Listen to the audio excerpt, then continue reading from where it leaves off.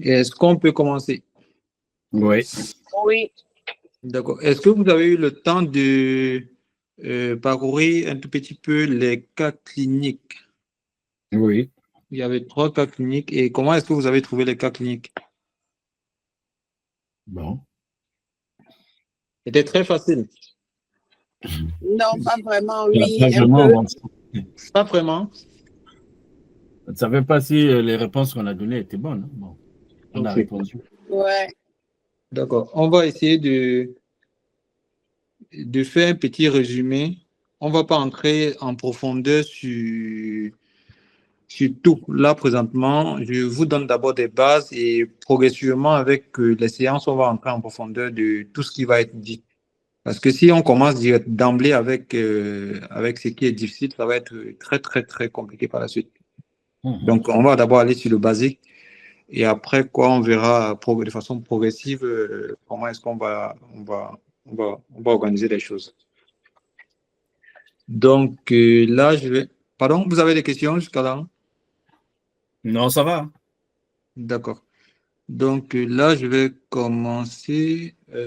Donc, ici, on va voir rien que la numération formule sanguine, qui est le premier examen prescrit en France et qui est sur presque tous les cas cliniques que vous aurez aux EVC, vous aurez certainement à interpréter une numération formule sanguine. Donc, c'est dans ce cadre-là que je pense qu'il est nécessaire de faire un récap dessus. Donc, c'est pourquoi je pense qu'il fallait commencer par là et après, quoi, on va entrer dans les anémies en profondeur. Donc, l'objectif ici est d'argumenter les principales indications de l'hémogramme et de discuter l'interprétation des résultats d'une numération formule sanguine. Justement, comme je vous disais, ça vient régulièrement aux EVC, donc il faut retenir les valeurs de chaque paramètre de la numération et savoir l'interpréter. Ça peut paraître facile pour certains, mais c'est une fois devant l'épreuve qu'on se rend compte qu'il y a beaucoup de choses qu'on ne maîtrise pas. En fait, vous allez vous en rendre compte au fur et à mesure qu'on va avancer. Donc, l'hémogramme ou numération formule sanguine, c'est l'examen biologique qui est utilisé pour dépister, explorer et suivre la plupart des hémopathies, tant malignes que bénins. Donc, ces indications, justement, sont très diverses et c'est le premier examen prescrit en France. Vous savez comme moi qu'il est pratiqué sur un tube contenant de DTA. Et la ponction, obligatoirement, se fait au pli du coude parce que c'est plus facile à ce niveau-là. Chez les enfants, chez les nouveaux-nés, on peut le faire sur le talon. Ça arrive. Donc, la numération formule sanguine apporte des informations quantitatives, mais également qualitatives, parce que sur la numération, habituellement, vous pouvez avoir des anomalies de forme. On peut le noter sur une numération, des anomalies de forme. On peut le noter sur une numération. Donc, si vous avez une épreuve une épreuve au cours de laquelle on vous demande d'interpréter la numération, il ne faut pas s'arrêter juste aux valeurs, mais regarder aussi les anomalies qualitatives, donc les anomalies de forme qui vont être associées à ça. Donc, ne vous limitez pas seulement aux chiffres. Donc, sur la numération, justement, il y a le taux d'hémoglobine qui peut être en grammes par décilitre ou en grammes par litre.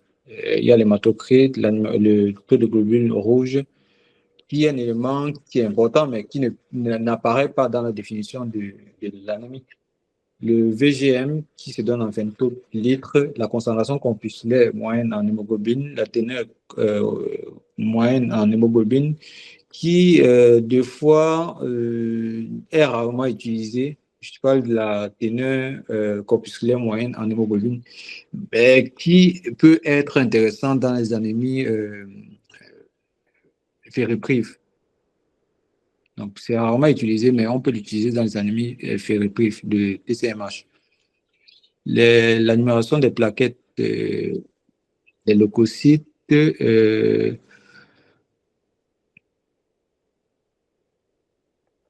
donc, la numération formule sanguine doit être pratiquée chaque fois que vous avez des signes en faveur d'un syndrome anémique, donc la triade de pâleur, asthénie, dyspnée, associée possiblement à des palpitations, une tachycardie ou un souffle systolique. et des signes d'anoxie, donc confusion, convulsion, donc le syndrome hémorragique, donc pétéchie, ecchymose, hématome, hématrose et devant toute hémorragie extériorisée ou non. Et je disais au niveau du syndrome Oui, hémorragique, concernant le syndrome hémorragique, vous avez les pétéchies et chaque fois que vous avez quelque chose, que ce soit un symptôme, que ce soit un diagnostic, il faut fouiller davantage dessus. L'année passée, 2024, 3, vous avez eu des questions sur les pétéchies et ecchymoses. Donc, il faut savoir la différence entre les deux, en sachant que le pétéchie est régulièrement plus petit que l'ecchymose et que l'ecchymose est moins que l'hématome. Le syndrome infectieux inexpliqué, persistant et récidivant ou grave. Les signes évoquant une augmentation d'une ou de plusieurs lignées sanguines, donc nécrose cutanée dans la polyglobulie. Les prurites à l'eau, spécifiquement dans la maladie de Vaquès, les thromboses artérielles ou veineuses. Le syndrome tumoral avec adénopathie, splénomégalie, les signes B, dans les signes, la recherche des signes chez des patients avec des lymphomes qui présentent des signes B, donc hypersudation nocturne, fébricule. Vous pouvez être amené aussi à demander une numération de formule sanguine. Altération dans le cadre d'une altération de l'état général, aussi asthénie, anorexie, amaigrissement, vous pouvez aussi être appelé à demander une numération de formule sanguine. Les indications d'urgence d'une numération de formule sanguine. Quand on dit indication d'urgence, c'est que si à l'EVC, par exemple, on vous pose une question dans une situation d'urgence et que vous ne demandez pas la numération de formule sanguine, c'est toute la question qui est ratée. Donc, peu importe ce que vous allez écrire, par la suite, on barre. Donc, si le patient a une anémie, par exemple, à 6, et que dans le bilan qu'on vous demande, vous ne mettez pas le groupe sanguin et la recherche des rails, c'est faux. Tout ce qui continue là, c'est faux. Donc, si on vous demande les bilans biologiques qu'il faut réaliser dans ce cadre-là, et que vous ne mettez pas ça, c'est tout en bas. Donc, le reste là, ah tout bon? ce que vous allez raconter derrière, c'est faux. Donc, il Donc, faut il toujours. faut toujours mettre le Donc, groupe sanguin. si vous avez une anémie à 6, par exemple, et qu'on vous demande les bilans à faire dans ce cadre-là, il faut bien, sauf si on vous précise le bilan étiologique. Si on vous précise le bilan étiologique, déjà vous devez être transfusé la patiente et on précise le bilan étiologique. Si sur le bilan étiologique, si l'anémie est par exemple microcytaire, vous savez que vous avez demandé la CRP et la ferritine. Mais si on vous demande le bilan, on vous demande juste le bilan et que vous ne mettez pas le groupe sanguin, les rails, c'est faux. On bat tout. On ne regarde même pas ce que vous faites derrière après là. On bat seulement. Donc, si vous avez un patient qui est en état de choc et que vous ne demandez pas la numération formule sanguine, on vous demande les bilans à faire et que le patient est en état de choc, vous ne demandez pas la numération formule sanguine, on bat tout. Le reste, on ne corrige même. Le reste concernant la question, on ne corrige pas. On bat. Si le patient a une pâleur, que ce soit intense ou pas, et qu'on vous demande la numération, on vous demande le bilan à faire, vous ne demandez pas la numération, on bat. Si le patient a une angine ulcéro-nécrotique ou résistant aux antibiotiques, parce que des angines ulcéro-nécrotiques ou résistantes aux antibiotiques sont des angines vraiment qui apparaissent dans le cadre des hémopathies, dans le cadre des néos, des cancers. Dans ce cadre-là aussi, on peut être appelé à demander une numération formule sanguine. Chez les patients présentant la fièvre après prise de médicaments, et surtout en chimiothérapie, vous pouvez être aussi appelé à demander une numération formule sanguine. Les fièvres résistantes aux antibiotiques entrent toujours dans le même cadre que j'ai dit plus haut. C'est pareil que les fièvres avec angine ulcéro-nécrotique, là, qui peuvent être entrées dans le cadre d'un néo. Des fièvres qui persistent malgré les antibiotiques peuvent orienter vers un processus tumoral.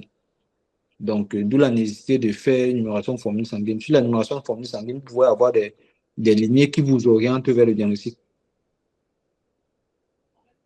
des pupilles extensives et des bulles hémorragiques. L'année passée aussi, non, passée, oui. Vous avez eu une image d'une bulle hémorragique dans la cavité buccale. Si le patient a une hémorragie, vous avez un patient qui présente des mélénas, si vous devez transfuser le patient, vous devez demander une numération formule sanguine. On est bien d'accord. Ouais. Mais si vous demandez la numération formule, si vous prélevez la numération formule sanguine et que vous ne prélevez pas les rails derrière pour transfuser le patient, tu vas encore appeler l'infirmier plus tard pour demander de partir prélever les rails et elle ne va pas te prélever, elle va pas passer le temps à prélever les rails. Elle n'a pas seulement ça à faire. Donc, si vous avez un patient qui présente une anémie, qui est en fait de saigner, il faut bien demander la numération formule sanguine et les rails directement. Si vous pensez que vous devez transfuser le patient. Et le groupage, bien sûr. Oui, c'est ça le groupe sanguin. Donc, les valeurs de chaque paramètre de l'animation. La valeur normale de l'animation varie en fonction de l'âge, du sexe et de l'origine ethnique. Et il est important de tenir compte de l'antériorité quand cela existe. Parce que chez les patients, par exemple, qui présentent des anémies microcytaires, vous pouvez savoir comment l'anémie a évolué. Et c'est en fonction de ça que vous pouvez décider de transfuser ou pas. Je vous prends un exemple. Vous avez un patient qui vient en consultation, il a une anémie à 5. Il a des maux de tête, il voit flou, il a des... Pardon? Il a des maux de tête, il voit flou, il a des hématomes périoculaires. Est-ce que il n'est pas fatigué, il n'est pas asthénique? Est-ce que dans l'urgence, vous allez transfuser ce patient? Non, Pourquoi? parce que déjà, il faut savoir si on a déjà son groupage, et si on a la numération, on a déjà le taux d'hémoglobine, mais il faut savoir le groupage déjà et voir déjà si ce n'est pas dû à une déperdition, l'origine, quoi. Ok. Et maintenant, si vous avez considérons que vous avez le groupage. Bah, au vu de la valeur, vu qu'il y a une intolérance, je Non, pense que... il n'a pas de signe d'intolérance. Il a 5 d'hémoglobine. Il est venu vous voir justement parce qu'il a 5 d'hémoglobine et il s'inquiète parce que depuis quelques mois, en fait, il y a 2 mois, il était à 6. Là, il est à 5 et il tolère bien ces 5. Bah, je pense qu'au vu de la valeur, quand même, qu'il y ait intolérance ou pas, le chiffre de 5, il y a une indication de la transfusion. Il y a une indication de la transfusion, je suis d'accord avec vous pour le chiffre, oui, mais il n'a pas de signe de décomparation. Oui, moi, en fait, vu qu'il n'y a pas de signe, il n'y a pas d'urgence, il faudrait plutôt que je puisse typer l'anémie avant de me décider à quoi tenir. D'accord, très bien. Je suis d'accord avec vous pour la réponse parce que ça ne sert à rien d'aller transfuser dans l'urgence si il tolère son anémie. Et déjà, je vous ai donné des signes d'hyperviscosité tout à l'heure. Donc, du coup, le transfuser à l'instant là, ça va augmenter le risque ça va le surcharger en fait. Du coup, si vous avez des signes d'hyperviscosité avec il voit flou, il a des maux de tête, vous penchez probablement vers une maladie qui peut être, vous avez un patient qui a une anémie chronique avec des signes d'hyperviscosité. Vous pouvez penser à quoi?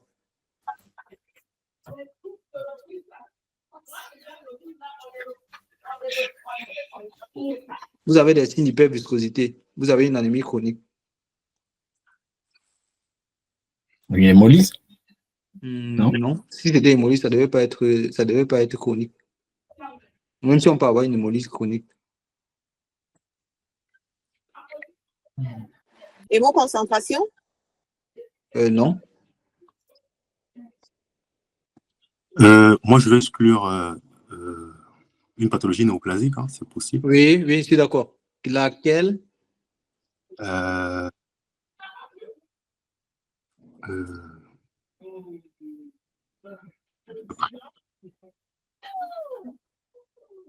commence par W.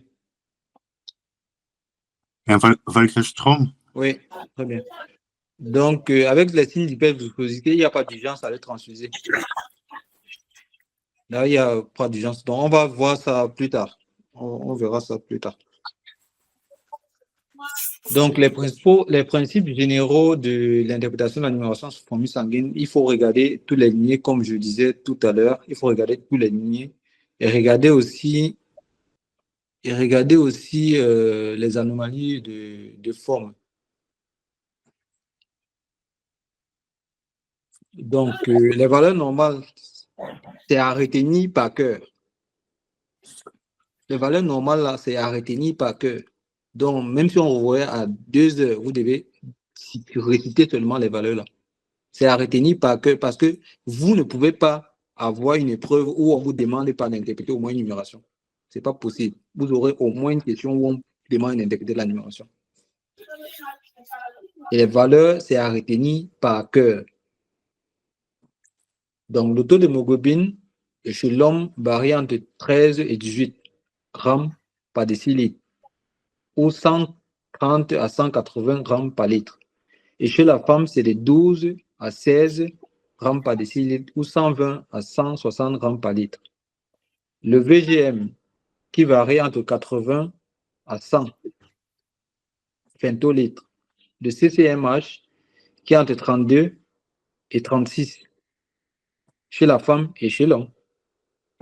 Ici, ce n'est que le taux d'hémoglobine qui varie en fonction du sexe.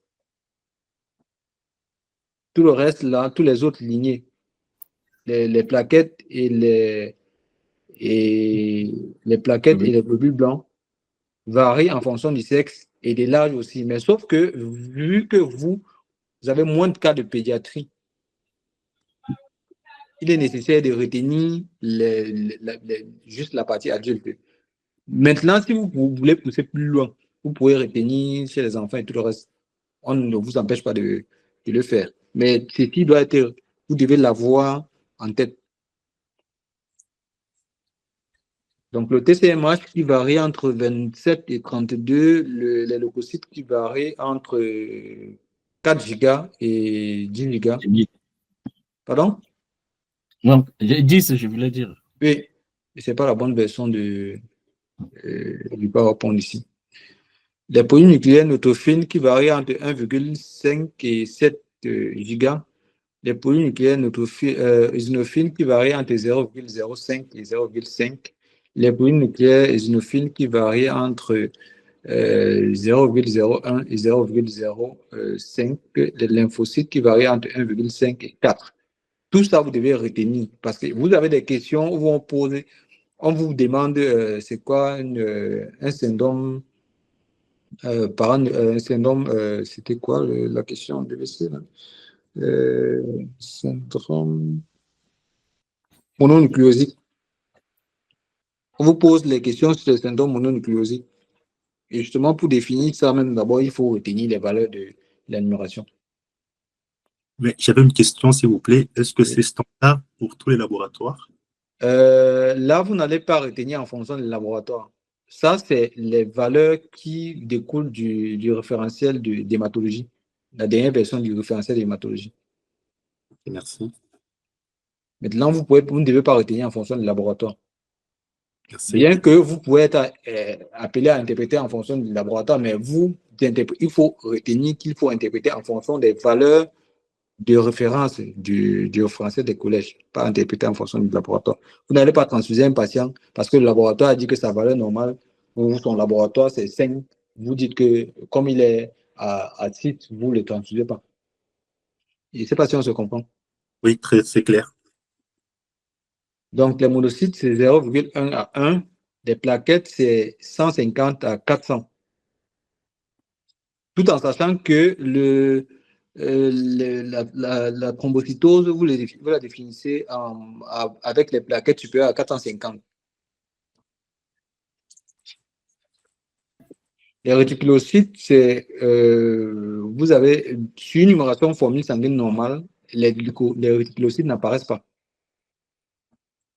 Donc, ce n'est que quand vous demandez les réticulocytes qu'on l'ajoute à ça, à votre numération formule sanguine des réticulocytes.